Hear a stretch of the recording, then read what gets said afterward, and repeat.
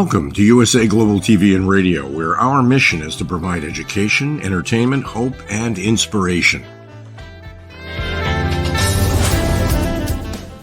USA Global TV and Radio connects you with experts and audiences all around the world every single day to help you succeed in business and to live a richer life.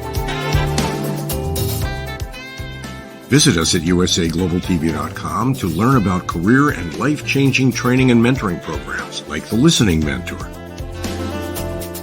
Subscribe to our newsletter to stay informed about our special programs and offers. Discover how you can become a guest on one of our shows or a host or producer of a USA Global TV and Radio show of your very own. That's USA Global TV and Radio, where the doctor is always in.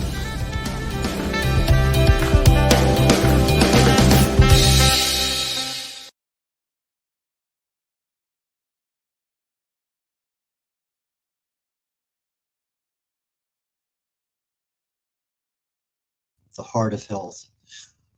Talking Heads is a USA Global TV and Radio Network program. It is also found on Amazon Fire, Zizzle, E360 TV, Roku, and of course on YouTube. There's a couple of different channels there for the USA Global TV and Radio Network. So let's go ahead and get my slides lined up, and let's go ahead and see if we can finish up this show for today. And I think I have a nice one for next week because we're getting close to 2025, and it's, I think, a point in time where we really need to get started in that. So as a disclaimer, I'm a researcher. I have never been in the medical field or the pharmaceutical field. All of that I'm doing is because I really have a passion for chemistry and how do things work, particularly in the body, human body. So I research the human body at the cellular level, chemically speaking. I look for cause and effect relationships. Treat a cause, fix a problem. Treat a symptom, and you'll always be treating symptoms. But the bad thing about treating symptoms is that the cause is still there, and it can be getting worse, and you'll never know. And sometimes treating symptoms, you may, let's say, have a high blood pressure, for instance. Well, the medicine you're on now, over time, is not as effective down the road. So you may have a very good medicine now, it's working fine. 2 years from now, 5 years from now, 10 years from now, that medicine may or may not be the same level of efficacy. So there's things in there. So anyway, when you're hiding something, damage can occur. This presentation, like all of my presentations, is for awareness and education. Given that being so, most everything I'm talking about today on heart health, the heart of health also, is found in my book, Longevity Secrets for Healthy Aging. I really concentrate on longevity in this book, but I have a different section in there on heart health, and I think a lot of the stuff we're talking about is found there. That being the case, okay. Last week we ended up with peripheral artery disease, talked a little bit about that. So we're continuing on the causes and potential options of heart disease. Coming on down, the main topics that we had done in the past. Cholesterol, hypertension, that was interesting. That just kind of bumped back. We had that problem last week. Glycation end products, etc. We talked about those. I'm going to try to finish these up today and do a lead in for next week. That being the case, let's take a look at the first one. Toxins. They're everywhere. Well, maybe not so much over in Europe because there's over 1,000 toxins that's not allowed to be put into foods or personal care products over in Europe that the FDA allows here in the United States. Why? Because there's no definitive testing that says this is a toxic substance that can cause cancer or some other health issue. But they also say it's within the so small it's not going to have an effect. Well, you don't know. But most of our toxins that we have in our bodies or we take in comes from what we breathe, stuff we put on our bodies, or stuff we eat. So somehow it's getting into the body through the skin, through our digestive system, or we're just breathing it into our lungs. So if you're in an area that's got a lot of visual smoke and haze and whatever, yeah, there's probably particulate matter in the air that's causing a problem, toxins, that could interfere with our total health, but more or less our heart health, because we're breathing something in, that oxygen gets exchanged right there in the heart. Boom, you're done good much closer than that. The foods we eat gets digested and then sent to the blood vessels and goes everywhere. The heart's force pumping blood. And then we have the personal care stuff that we put on our skin, be shampoo, lotion, toothpaste, doesn't matter. You put it on your skin, more than likely there are enough toxins in there that over time, it's not something that's going to happen next week, but over time, we're talking years, can become a problem. I am one of those fastidious shoppers. I will pick up and read everything that's in the product that I'm looking at. And if there's more than 10 or 12 items there, and particularly if there's 2 or 3 that I really know I don't want, like ice cream. I love ice cream. But I'm really careful. I don't want ice cream that has carrageenan in it. But carrageenan is one of those ones that just makes that, it just tastes so luscious and just velvety smooth. It's the taste, it's the texture, but it's also a known carcinogen. So I try to avoid those as best I can. Can't always do it, but I do my best. But the biggest problem that we have with toxins is that it causes our body to react. We have something in there that's not normal, not natural. Our body's going to respond to it. And this can be in the form of inflammation, because these things can act as free radicals. They go down to the cellular level of the body and they create a problem. And if it's not corrected at that cellular level, it leads to what's called oxidative stress. In other words, I could have a piece of iron sitting outside, brand new. A year from now, it might be rusted. Well, that rust is the oxidative stress. And inflammation, if it's called, which it really is, inflammation, chronic low-level cellular inflammation, is generally 99% of the time the cause, the genesis of disease. Where is it at in the body? It can be anywhere. So, but here we're looking at heart disease. So if I have a heart problem, let's say I had a heart attack, let's say I have a AFib, or I have some other high blood pressure. If it weakens my heart, can I ever get that strength back again? That's a question that I get asked occasionally when doing presentations. And the thing is, the things that you weren't doing that caused the problem, and I'm blaming most of these on lifestyle choices, but yes, there is some genetics. There are other issues that happen to us that we have no control over. But generally speaking, the things that we have control over, we can, in fact, improve our situation. Certainly not make it any worse. So diet, exercise, blood pressure, medications, chronic low-level cellular stress. These things, depending on how they're being manifested, can lead to cardiovascular disease. A lot of new medicines are available. And again, take for instance, I was on a medicine here recently, and the side effect was it just skyrocketed my blood pressure. And I didn't know what it was at the time. They told me to double my blood pressure medicine. I did. It really didn't have an effect. It minor. And when I started doing my own research, I couldn't find it exactly. As maybe.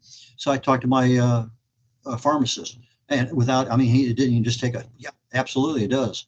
And so then, okay, that particular one, you had to wean yourself off. So it took me about a week, 10 days to fully get off of it, to get it out of my system. But because I'm taking a medicine for one thing, in this particular case was for pain management, the side effect was increased blood pressure. So we got to be really careful with the medicines. Most people don't read all the little contraindications on the little pieces of paper that are in our meds, but that's another one that I read through all the time. But you have a heart attack, generally speaking, there are a lot of options that can bring you back into a normal, full, functional life. You may not be running marathons, but you can certainly function as a human and enjoy life. Stress. So many of us reach out there, grab a hold of that stress, and we don't let go, whatever it may happen to be. Mother-in-law, boss, co-worker, news. Right now with the elections going on, there are people who will absolutely say, no way in hell for this candidate or no way in hell for that candidate. It doesn't matter. We're getting ourselves stressed. But stress comes from not only our relationships, it can come from the toxins we just talked about. That's a major stress at the cellular level in the body. Our diet, our finances. So many things are there. So if I wanted to deal with relationships, maybe one of the things I need to do is change my expectations. If I can zero out, in other words, absolutely have no expectation of something, it's going to make my life a little easier. It's going to reduce my stress. I mean, there's a lot of things we can do to manage our stress. We can look at our diet. We can minimize toxins. Finances may not be as easy to do, but there are generally some things that can be done. But I tell people, in 1987, I was so busy with everything else in my life, I really didn't watch much TV at all. And one of the things I was seeing, because that was the same time that I was able to dial in things going on overseas, and I'm looking at, why aren't they talking about that here in the United States? And then about 2 or 3 days later, they may or may not, or they would give me partial information. And I'm thinking to myself, there's something wrong with the TV news. So I gave it up. I literally do not, unless I'm in an airport and I'm stuck somewhere and I don't have a choice, I try to avoid the mainstream media news. It's just, I can look at headlines on the internet and pretty much figure out, do I really want to know more than that? But stress affects people differently. Some people, they can't get rid of it. Other people, it rolls off just right on by. But that stress, as it affects our heart, can increase inflammation. And when that inflammation occurs, now we're starting to see more plaque buildup inside our blood vessels, our heart valves, our arteries, and that's the atherosclerosis and everything else. That stress also creates a fight or flight hormone, and that hormone,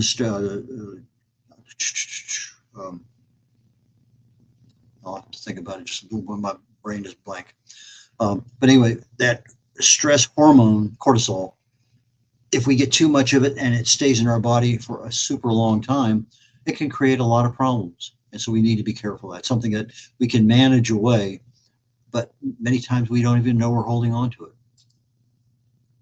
Exercise, and we all hear about this and need to do more exercise. And me, along with everyone else, just for whatever reason, we don't. That's not a comfort area. We don't have the time. The weather's not right. We can come up with a myriad of reasons why we don't. But the heart is a combination of muscles. And just like exercise improves muscle tone, muscle function, those are things that are exercise. Going up a flight of stairs, 2 flights, 3 flights, we're huffing and puffing sometimes. Well, that's our heart is responding to that extra level of work you put into it. But you notice that if you're doing this all the time, okay, I can go up the stairs and I'm not huffing and puffing for a minute and a half afterwards. Maybe I'm down to 15, 20 seconds. And I'll talk a little bit about recovery rate here with the heart and exercise a little bit later on. But when I have exercise, one of the several improvements happen. Number one, my blood pressure is generally less. I've known that from military physicals, flight physicals that I had. I could easily control my blood pressure with exercise. It improves lung function. You get better oxygen exchange, more flow in the body with regard to getting things where they need to go. That heart is pumping out in the maximum capacity that it can within a normal heartbeat. Weight management, stress management, exercise is great for both of those. What kind of other exercises are out there that are good? Well, they say aerobic and resistance training are 2 very good ones for heart health. I came across one that says stretching. I said, stretching? How does stretching help my heart? Well, they had it as 3 things that are good for your heart, 3 exercises. But they said stretching really is the combination of getting the surrounding muscles in agreement with each other so that I'm able to maximize the breathing in order to get the heart health the way I need. So that one I'm not so much sure of, but any kind of weight training, any kind of aerobic. Now aerobic can be simply, let's just go out and walk for a while, 20 minutes, 30 minutes. But there's generally what they call a target heart rate. In other words, I'm here, I take my blood pressure in the morning, maybe my heart rate, I think this morning's 51. I go through the day, I take another blood pressure reading, maybe it's now 71.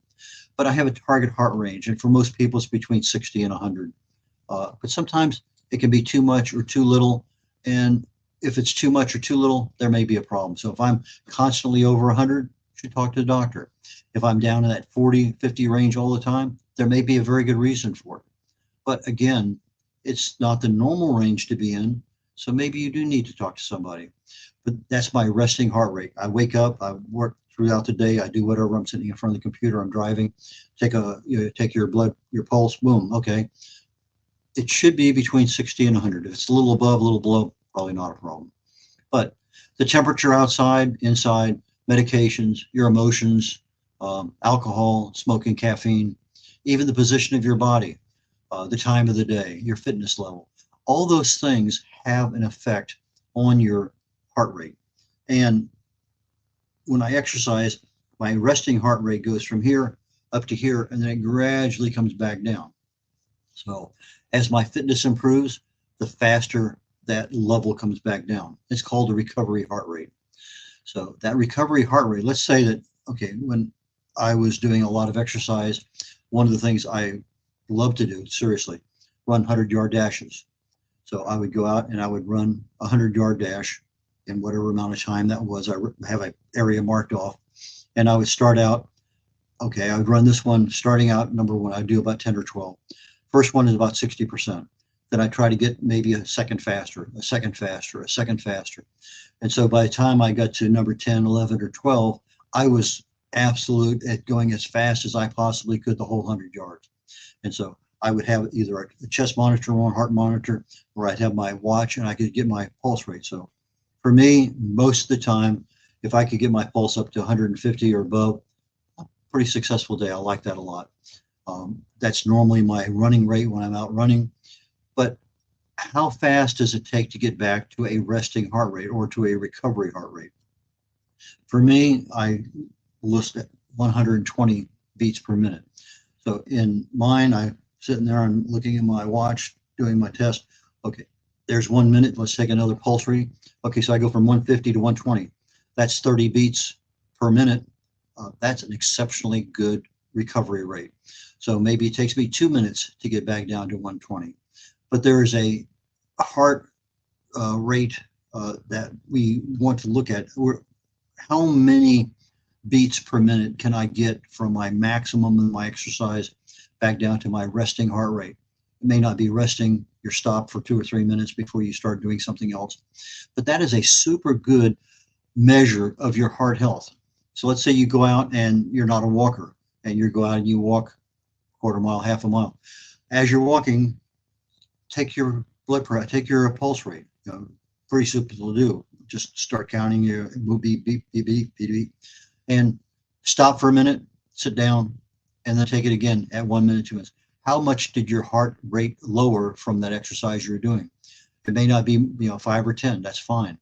They usually say somewhere around 18 is you're starting to get in that good range.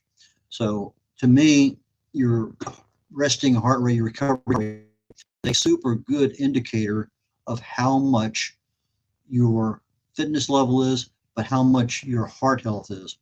And so it's how well do you accommodate to exercise? And it could be literally any kind of exercise. But the things that really and truly affect our heart and everything else that we're doing is the lifestyle choices we have.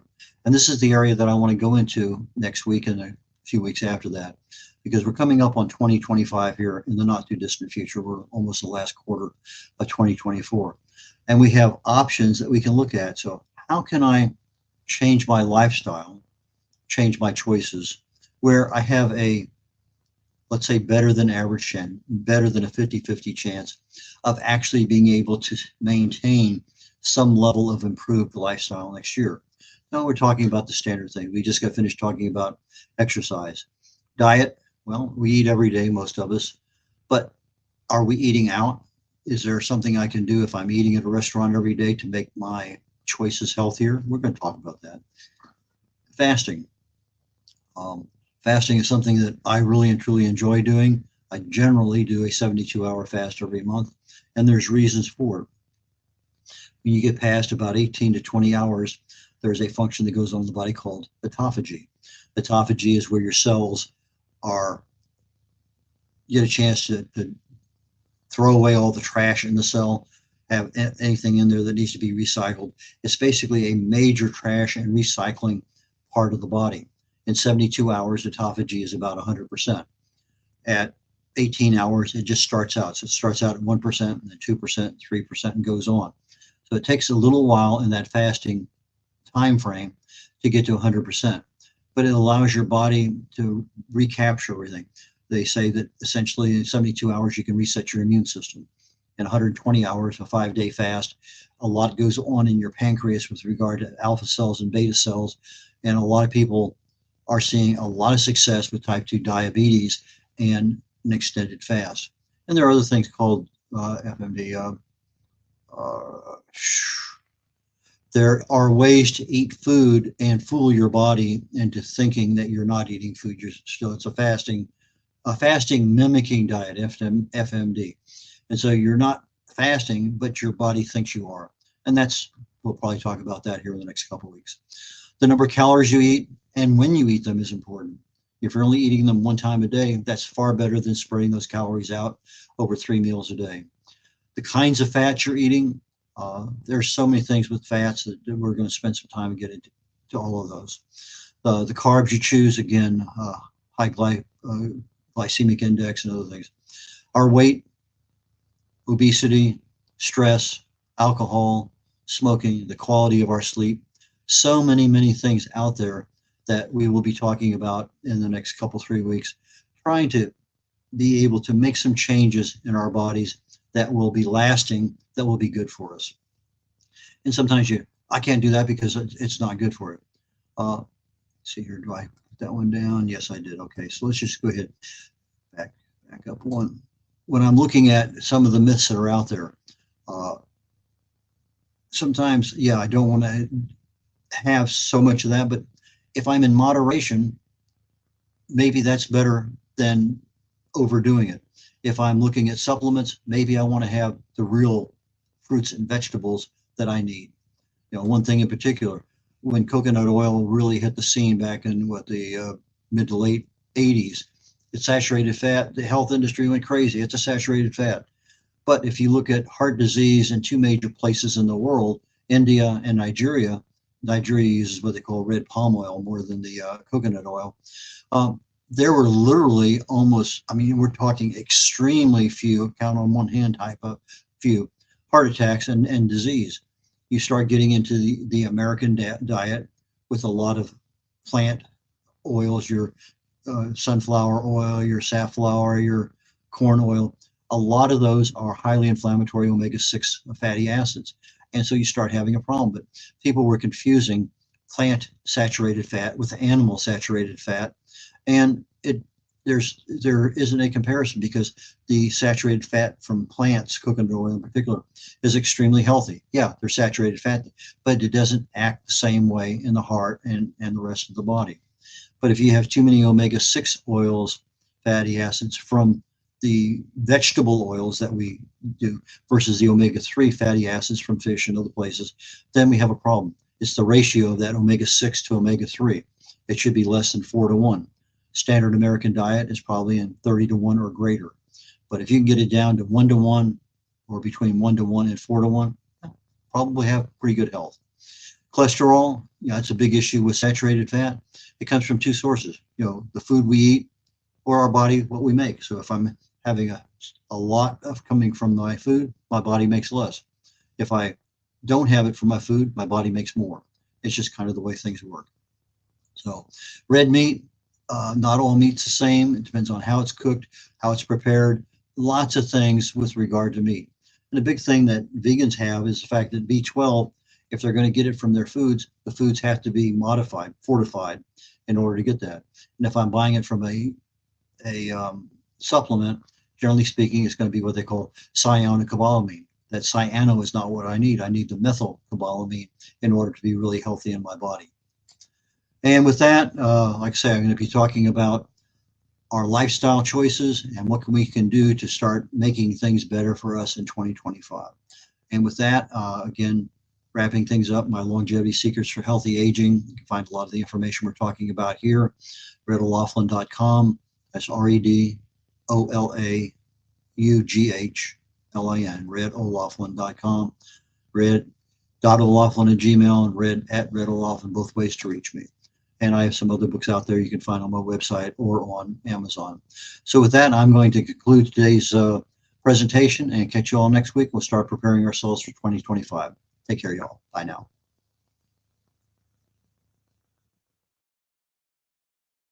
Hello, I'm children's author Diane Floyd Bain, and I am co-host for several of the USA Global TV and radio shows.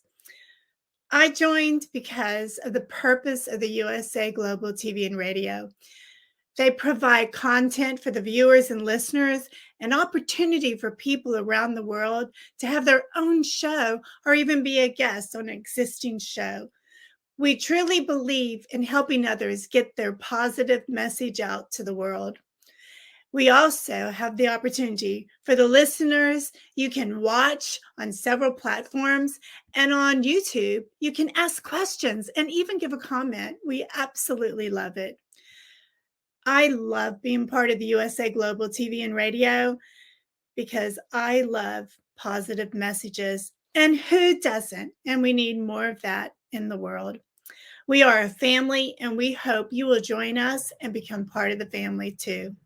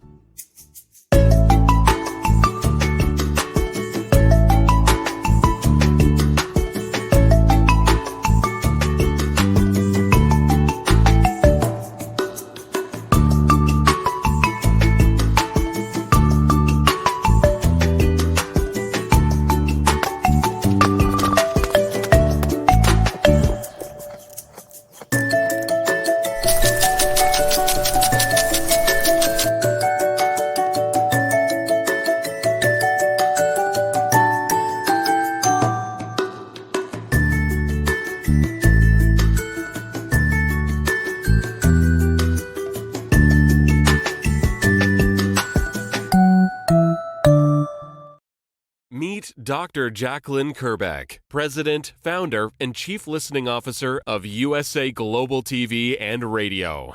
She is a certified life, career, and executive coach. Dr. Jacalyn is the Amazon #1 best-selling author of Behind the Green Screen and Adversity to Awesome.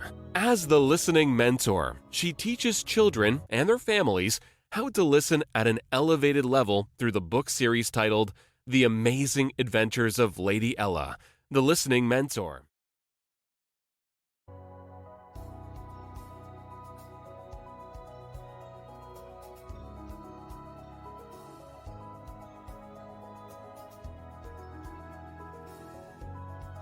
The Creative Hearts Awakening book series features heart-centric creatives who share their awakening journey. Through the Power of Listening educational course platform, people can get certified as elevated listeners on USA Global TV and Radio. Learn how to center yourself and align with nature through the power of nature, plants, and shrines. The Journey of Chakra Psychology course will educate you on the chakras and their meaning. The Intuition of the Heart course will help you understand how to trust your intuition. Learn how to face the shadows of self and understand the impact of following trends and materialism. Set boundaries and ask for permission to help establish better relationships, deeper connections, and more authentic conversations. Take your communication expertise to a higher level with the course for curious humans. After all, we are not robots. Looking to start your own podcast platform? Get everything you need in the Podcaster Pro package with Dr. Jacalyn Kerbeck. How can music, breath, and your voice set you free? Find out with the Power of Listening courses. Dr. Jacalyn is a certified meditation teacher, yoga instructor, and Juice Plus distributor. She will help you create a plan for your healthy lifestyle. As an expert in the art of interviewing with over 3,000 hosted and/or produced live broadcasts, Dr. Kerbeck helps her clients stand out as global broadcasters. Dr. Kerbeck's books are available on Amazon. Start your listening journey by reading. Tune into the Listening Mentor TV show, Fridays on USA Global TV, and learn how listening can be your superpower. Dr. Jacalyn Kerbeck, MBA, DBA, Certified Holistic Life, Career, and Executive Coach, Certified Yoga Sculpt Teacher, Certified Meditation Teacher, the Listening Mentor, Singer-Songwriter, Founder, President, Chief Listening Officer of USA Global TV and Radio. drjacalyn.com. Thank you to all our elevated listeners, team members, animal characters, and co-authors. Contact us at 215-852-9406. Jacalyn at drjacalyn.com.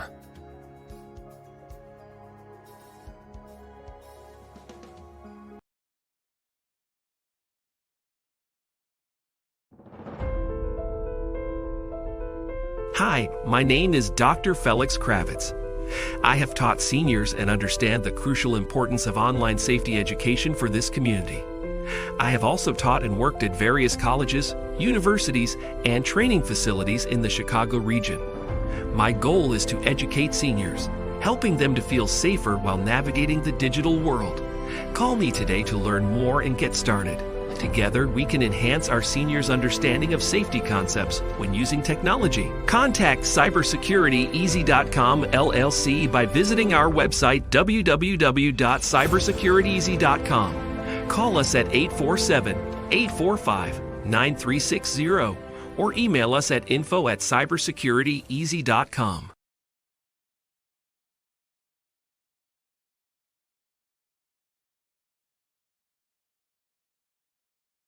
My name is Dr. Felix Kravitz, and I am the founder of cybersecurityeasy.com, LLC.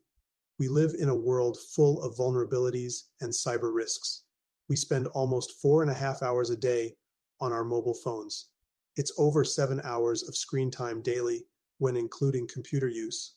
We often forget that this convenience comes with risks.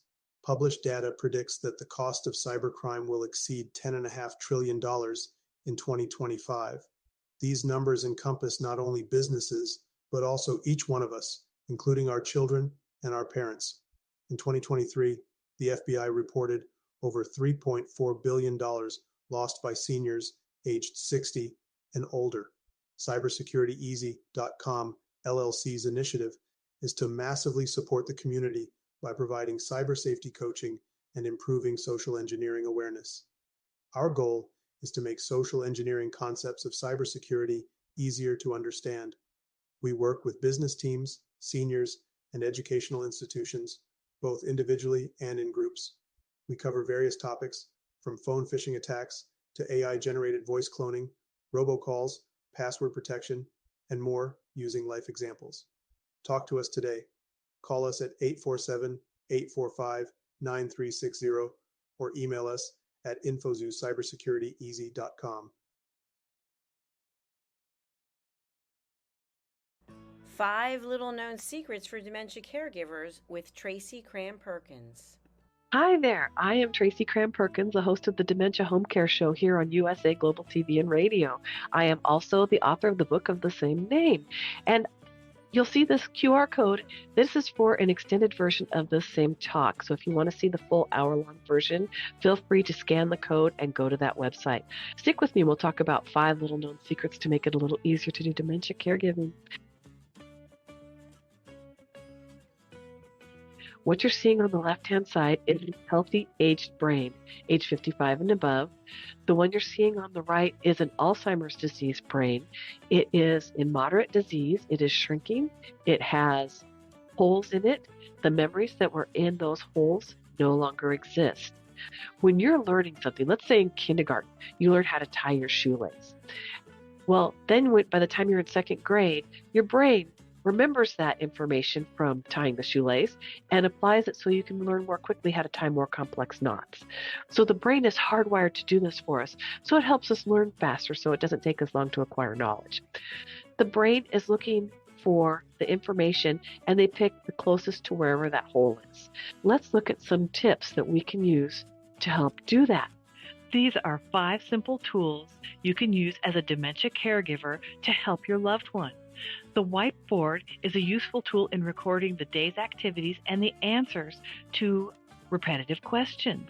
The calendar clock is a very useful tool to orient your loved one on the day, the date, and the time, and remind them of upcoming appointments. The communication cards are a great tool to bridge the gap when they can no longer tell you what's wrong. And then there's the pill minder, for when your loved one is still able to take pills but needs prompting. The final tool I want to share with you is the memory book. It tells your loved one's story.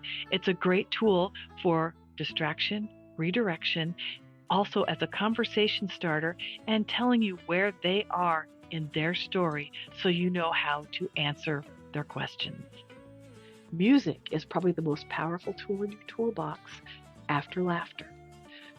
Music is a way to maintain connection. It sticks with your brain longer than any other thing, including reading. When you're having an issue with somebody, you can play their favorite music if you move them to another room, something that makes them happy, or you can start singing songs together from their childhood.